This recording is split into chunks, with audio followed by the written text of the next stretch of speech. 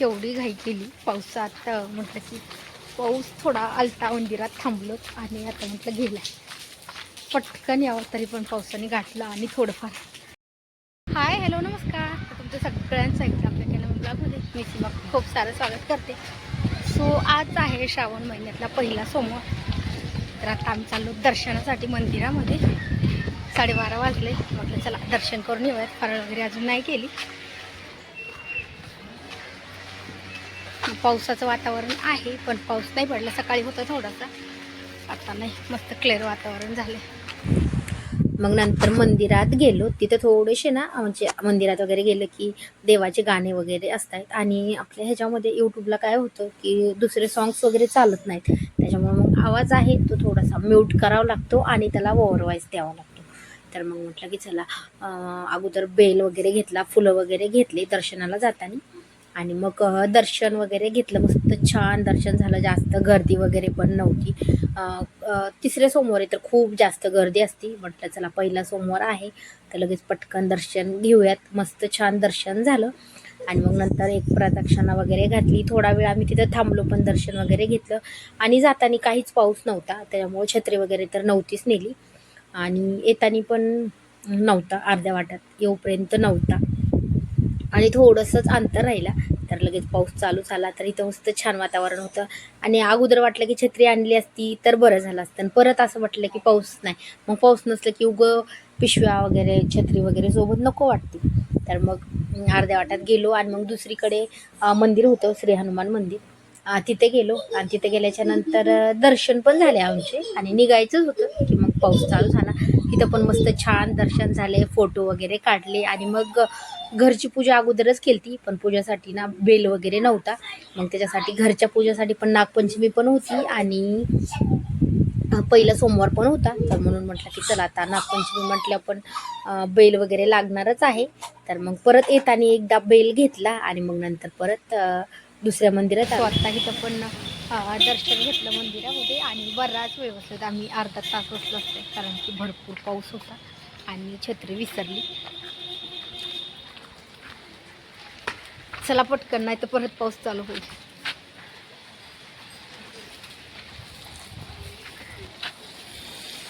छत्री आणल्या तर आम्ही लगेच गेलो असतो, पण आता पाऊस थोडासा झालाय कमी. केवढी घाई केली पावसात. म्हटलं की पाऊस थोडा आलता, मंदिरात थांबलो आणि आता म्हटलं गेलाय पटकन यावं, तरी पण पावसाने गाठलं आणि थोडंफार भिजलो. जाताना छत्री घेतली असती तर एवढं भिजलं पण नसतं आणि वेळ पण नसता घ्यायला. तर संध्याकाळी परत स्वयंपाक बनवायचा आहे मला सोमवारचा, कारण की आम्ही संध्याकाळी सोमवार सोडतो. तर म्हटलं थोडंसं लवकर आवडेल. अजून कपडे वगैरे राहिलेत माझे, कारण की मी मार्केटमध्ये गेले शेंगदाणे ते आणायचे होते मला. परत काल मार्केटमध्ये मी गेले नव्हते भाजी वगैरे आणायला, त्याच्यामुळे सकाळी जाऊन भाजी थोडंफार साहित्य आणायचं होतं ते पण आणले आणि हे आणलंय जवळ. खूप दिवसापासून नव्हतं आणलं. मला जवसाची चटणी खूप जास्त आवडते, रुद्राजला पण आवडते. पण काय होते की करून ठेवली ना तर रुद्राज रोज म्हणतो की मला जवसाची चटणी दे, म्हणून मी एवढे दिवस नव्हती आणली. म्हणजे नको असली की तो रोज दर जेवणात मागतो तो, त्यामुळे एकदम त्यासाठी आणले. तर चहा झालाय, मस्त चहा घेते आणि थोडा वेळ थांबून नंतर मग साबुदाणा खिचडी करते.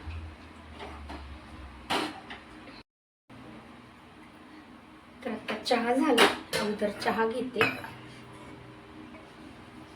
बाहेर ना खूप वेळ लागला, कारण की जेव्हा आम्ही अर्ध्या वाटात आलतो ना तेव्हा खूप जास्त पाऊस लागला. मग तिथं पण एक मंदिर होतं, श्री हनुमान मंदिर. तर तिथं गेलो दर्शनाला आणि मग तिथं गेल्याच्या नंतर खूप पाऊस लागला. मग आम्ही तिथं बराच वेळ थांबलो, अर्धा पाऊण तास थांबलो असतो. मग नंतर पाऊस थांबला आणि परत पण येताना चालू झाला, पण फास्ट घरी आलो. अजून घरचे बरेच कामं राहिली होते, पूजा वगैरे झाली. तर अजून मला जे आणलेलं साहित्य आहे ते पण भरून ठेवायचे. आणि आता काय होतंय पावसाळ्यात ना म्हणजे एक भरण्या रिकाम्या झाल्या की मी लगेच धुवून वाळून ठेवते, कारण की एकदा जर सगळे भांडे वगैरे धुवायला घेतले ना तर मग वाळत पण नाहीत आणि ठेवायला पण जास्त कुठं ठेवा असं की जास्त भरण्या वगैरे. त्यामुळे मी एक चटणीची रिकामी झाली ती धुवून ठेवायची. परत प्रत्येक म्हणजे जे आता साहित्य संपले. आता ह्याच्यामध्ये ह्या भरणीमध्ये मी सोयाबीन ठेवलं होतं, सोयाबीन संपलं, शेंगदाणे संपले की म्हणजे अशा एक एक दोन दोन भरण्या आहेत, ते व्यवस्थित करून ठेवलं तर एकत्र लोड पण येत नाही आणि स्वच्छ वाळता येतो.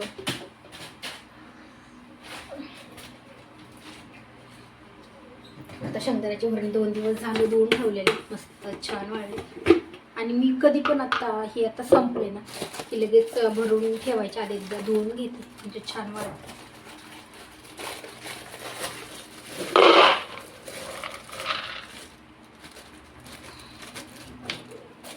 आणि हे असे शेंगदाणे वगैरे जास्त आणून ठेवले की खराब होत आहे.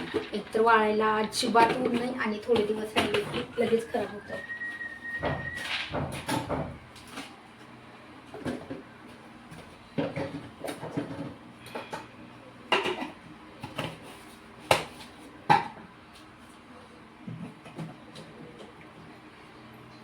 शेंगदाणे आहेत ना ते मी मस्त छान भाजून घेतलेत साबुदाणा खिचडीसाठी.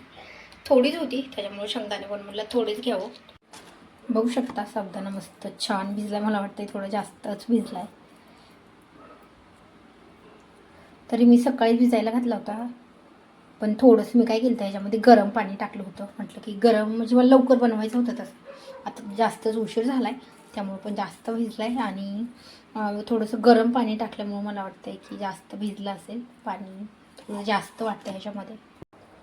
आत्ता दुधाचा चहा घेतलाय त्याच्यामुळे आता काही जास्त साबुदाणा खिचडी खाण्याचं मन पण नाही, कारण की उशीर पण झालाय. पण म्हटलं आता भिजू घातली तर करावं तर लागणारच आहे, नाहीतर मग परत तो भिजू घातलेला साबुदाणा आहे तो परत खराब होईल. आता वाटतंय भिजू नसता घातला तर बरं झालं असतं, कारण आता बराच उशीर झाला आहे आणि मला परत लगेच संध्याकाळी स्वयंपाक बनवायला घ्यायचा आहे. शेंगदाणे मस्त छान भाजले. आता मी मिक्सरला अगदी हबड धोबड म्हणजे मोठालेच काढायचे, खूप बारीक नाही करायचे शेंगदाण्याचा कूट.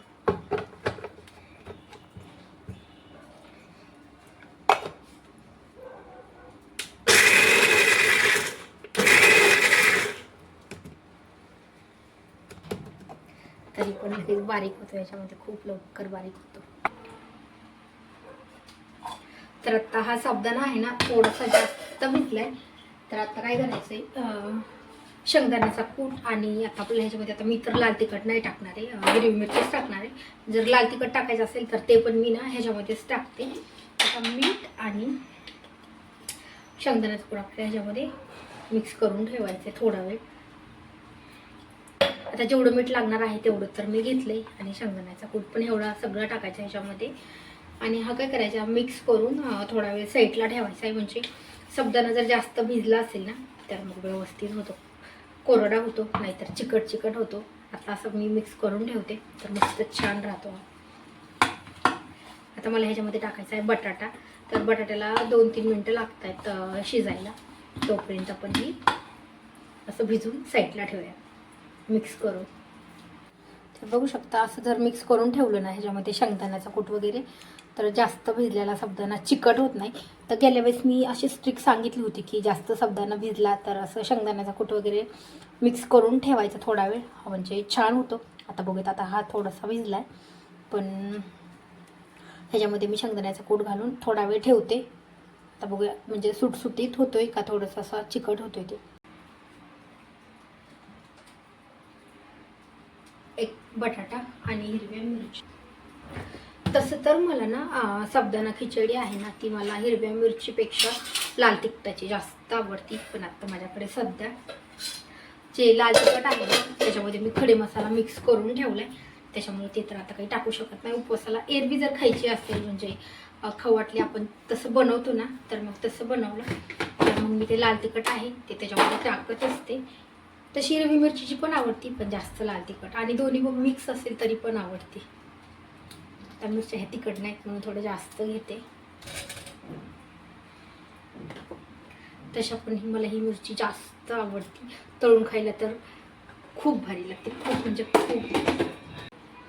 तर आता एक बटाटा घेतला, त्याची साल वगैरे काढून घेतली आणि आता ह्याचे एकदम बारीक बारीक आपल्याला काप करून घ्यायचे. लवकर म्हणजे असे बारीक जर कट केले ना तर मग तो बटाटा आहे ना तो लवकर छान शिजतो, आणि मोठाले जर ठेवले तर मग लवकर शिजत नाही. त्यासाठी एकदम बारीक बारीक काप करून घेते मी. खिचडी तू खाल्ला खाऊ काय खाल्लं तू? चिप्स खाल्ले होय. मी बनवायले खिचडी. दादा गावाला गेलाय.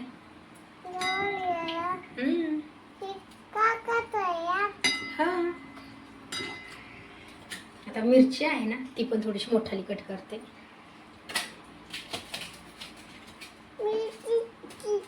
मिरची तिखट आहे. कशी आहे? तिखट.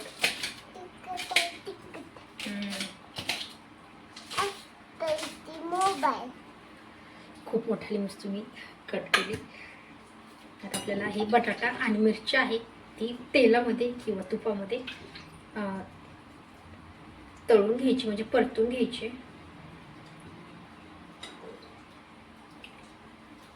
तेल गरम झाले.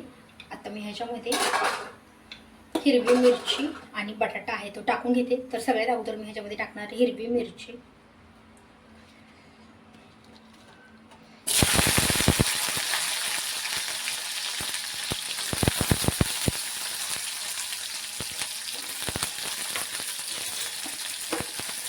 आणि आता मी ह्याच्यामध्ये मीठ कमी टाकते, कारण की मी शब्दामध्ये थोडंसं जास्त मीठ पडले असं मला वाटते.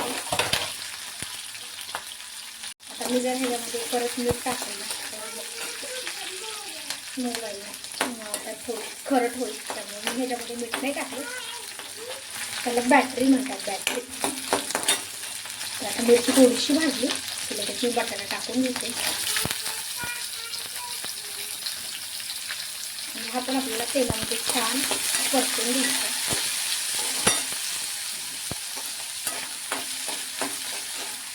आणि याला 1 ते 1.5 मिनिटासाठी झाकण घालून ठेवायचं. म्हणजे बटाटा आहे ना तो आपला पूर्ण सॉफ्ट होतो, छान शिजतो.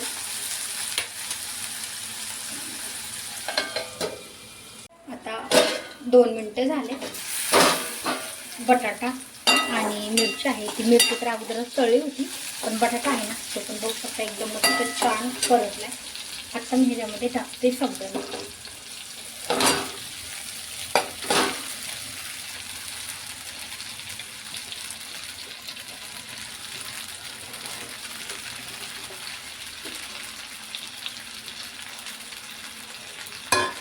ह्याला छान परतून घ्यायचं.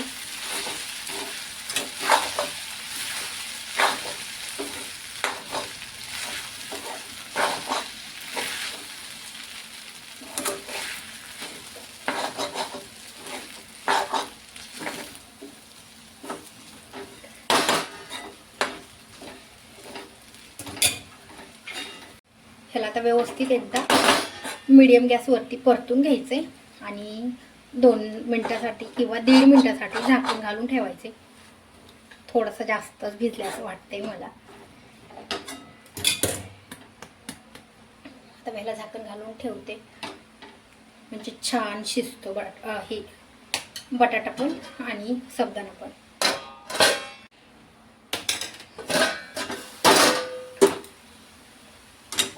आता मी एकदा 2 मिनिटं ठेवून एकदा मिक्स करून घेतला होता सगळा. परत एकदा ह्याला झाकण घालून ठेवले आणि आता ह्याच्यामध्ये थोडंसं तूप टाकते आणि परतून घेते एकदा.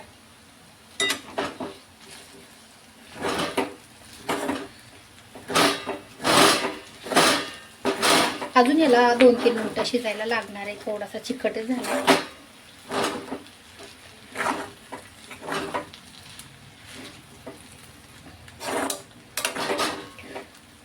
अजून आपण ह्याला ना 2 मिनिटासाठी झाकण घालून ठेवूया. स्वतः अजून 2 मिनिटासाठी मी झाकण घालून ठेवले. आणि ह्यावेळेस ना काय झालंय, थोडासा चिकट झालाय. म्हणजे मी काय केलं तर सकाळी अगोदर धुवून घेतला गार पाण्याने आणि त्याच्यामध्ये गरम पाणी आहे ते थोडंसं जास्त टाकलं. मला वाटलं की थोड्या वेळाने मी जे राहिलेलं पाणी आहे ते बाजूला काढेल, आणि नंतर काढलंच नाही आणि गरम पाणी टाकलं होतं. त्याच्यामुळे मला वाटतं थोडंसं चिकट झालं, पण टेस्टला तर छान झालं असणार आहे.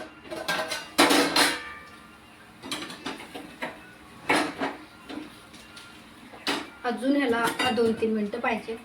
तर तुम्हाला साबुदाणा खिचडी रेसिपी कशी वाटली मला कमेंट करून सांगा. आता थोडीशी तर बिघडलीच आहे, पण साबुदाणा कसा पण झाला ना तरी मला आवडतो. चिकट झाला असेल तरी पण आवडतो. तर तुम्हाला कसं वाटलं कमेंट करून नक्की सांगा. व्हिडिओ आवडल्यास लाईक करा आणि चॅनलवरती नवीन असाल त्या चॅनलला पण सबस्क्राईब करा. त्या साईडला बेल आयकॉन आहे ते पण क्लिक करा, जेणेकरून माझ्या प्रत्येक नवीन व्हिडिओचं नोटिफिकेशन सगळ्यात आधी तुम्हाला भेटेल. तर हा व्हिडिओ आता मी इथंच एंड करते. आता भेटूयात नेक्स्ट व्हिडिओमध्ये. बघू शकता साबुदाणा खिचडी तर टेस्टीला एकदम मस्त झाली आणि त्याच्यासोबत साखर आणि दही खायला एकदम मस्त लागतं. मी आता साबुदाणा खिचडीमध्ये पण थोडंसं साखर घालत असते, पण आज नाही घातली. म्हटलं दह्यामध्ये थोडीशी ॲड करूया.